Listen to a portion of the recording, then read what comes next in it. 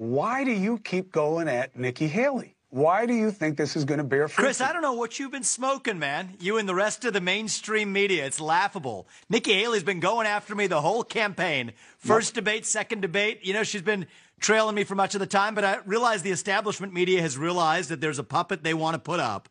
I'm not playing that game. The grassroots of this country know they want a leader who isn't going to send us, our sons and daughters, to go die in foreign wars that racked up $7 trillion in debt.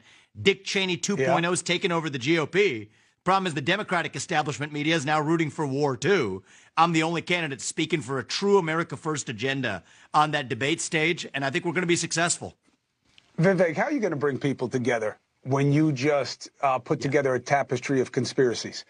You know that I'm not pitching anything about Chris, Nikki Haley. What are you she won't talking? even come on my show. There's no tapestry. She won't even come on my show. Tapestry what are you talking about, Pepe? I'm sure she doesn't. Hold on a second. I let you put it out there, and now I get to finish smoking, and now I get to answer, which is, this is what the media is doing, is putting up Nikki Haley against me because they know I'm the real deal. Please.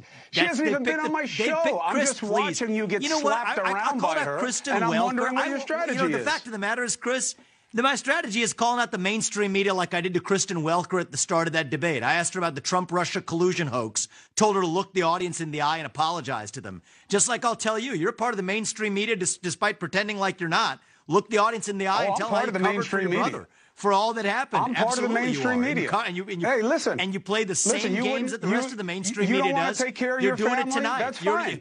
You have been covering for your brother. You have been playing a game. You were kicked off air at CNN. Of course I helped my brother.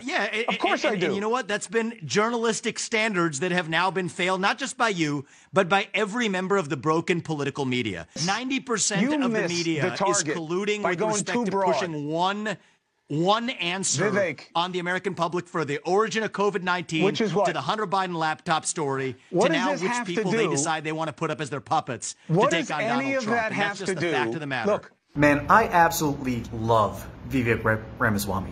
What he does on media, pretty much on any platform he's on, whether it be a debate stage, Twitter, or when he's on some lame mainstream media host's show, he usually ends up winning, or at least is able to clean someone's clock.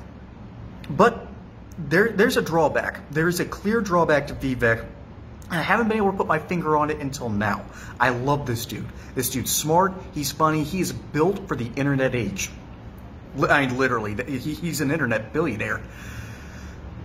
But he's got one drawback. He's like that. He's like Spencer Strider, the Braves pitcher.